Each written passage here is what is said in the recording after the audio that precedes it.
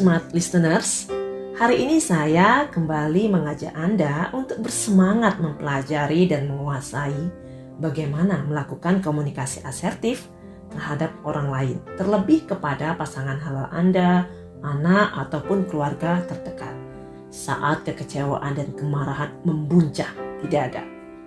Sulitkah melakukan komunikasi asertif ini? Sebetulnya tidak juga. Tantangannya memang ada pada mau atau tidaknya Anda melakukannya. Apalagi kalau Anda bukan tergolong orang yang berkepribadian asertif. Maka merubah zona nyaman yang telah menyatu dalam pikiran bawah sadar memang memerlukan perjuangan, bukan? Tapi ingat kembali, jika Anda menginginkan hasil dan kondisi yang berbeda atas hal-hal yang selama ini Anda alami, maka Anda perlu merubah cara berpikir dan cara bersikap. Selama ini, Anda telah memberikan respon yang sama kepada orang yang telah membuat Anda tidak nyaman. Anda memilih melakukan komunikasi yang bersifat reaktif atau malah pasif. Apa yang Anda dapatkan? Orang tersebut tak juga berubah. Tentu Anda akan semakin merasa kecewa dan marah. Nah, jika orang tersebut adalah pasangan halal Anda, anak, ataupun keluarga terdekat, sudah pasti hal ini akan mengganggu keharmonisan dan kehangatan Anda dalam berkeluarga. Oke, kembali saya share tips lanjutan berkomunikasi asertif. Pertama, memperhatikan bahasa tubuh dan nada bicara.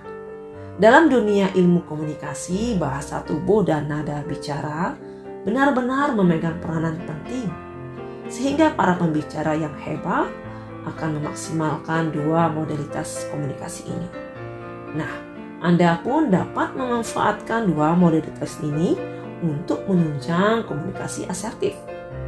Untuk itu, tunjukkan kepercayaan diri Anda saat berkomunikasi, sehingga lawan bicara semakin menghargai.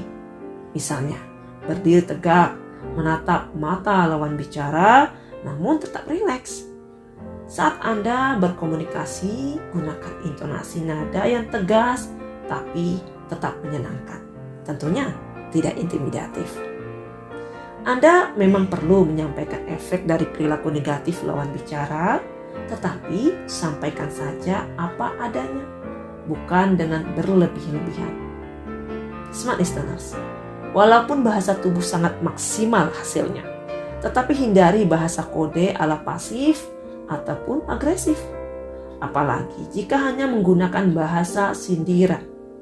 Karena bisa jadi lawan bicara memang tidak pernah mengetahui jika dia selama ini telah mengecewakan Anda. Boro-boro menemukan jalan keluar, justru hal ini dapat menimbulkan mispersepsi, sehingga masalah menjadi semakin runyam.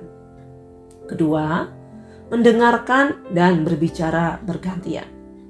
Kedua hal ini amat penting dalam berkomunikasi, apalagi niat suci adalah untuk meluruskan masalah yang ada. Maka kedua pihak perlu wajib diberikan kesempatan untuk berbicara dan menjelaskan dari sudut pandang masing-masing.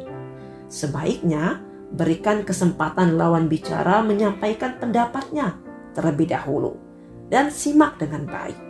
Hal ini membuat lawan bicara menjadi lebih respek, sehingga dia pun merasa diperhatikan dan dipahami. Ketiga, merumuskan win-win solution. Salah satu tujuan komunikasi asertif adalah hadirnya solusi. Untuk itu, berupayalah untuk mengarahkan komunikasi menuju kompromi. Carilah titik temu permasalahan Anda selama ini. Jika misalnya suami dianggap kurang peduli terhadap pengasuhan anak, maka ketika Anda menemukan akar masalahnya, selanjutnya Anda dapat mengusulkan solusi permasalahan. Misalnya, suami bertugas mengantar dan menjemput anak sekolah, dan kemudian suami dimotivasi untuk memaksimalkan waktu saat mengantar dan menjemput anak sebagai ajang komunikasi untuk meningkatkan bonding kepada anak. Nah, tentu saja jika kesepakatan sudah diraih untuk memaksimalkan semangat dan pikiran positif, Anda berdua perlu menekan tombol restart. Berjanji dan buatlah komitmen untuk memulai kembali hubungan tanpa mengungkit permasalahan yang telah diselesaikan. Jika ada yang komplain, jika di restart ini berarti dia bisa lupa dong dan akan mengulangi kesalahan yang sama. Yuk, mari kita awali dengan basmalah. Kita berusaha berpikir positif terhadap janji dan komitmen yang sudah dibuat.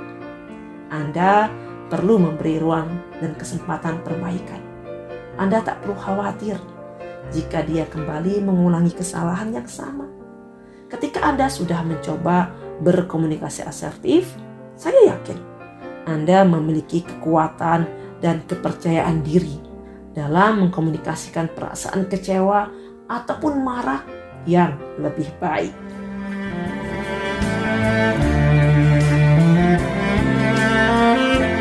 Demikian Smart Family, persembahan Smart FM Banjarmasin.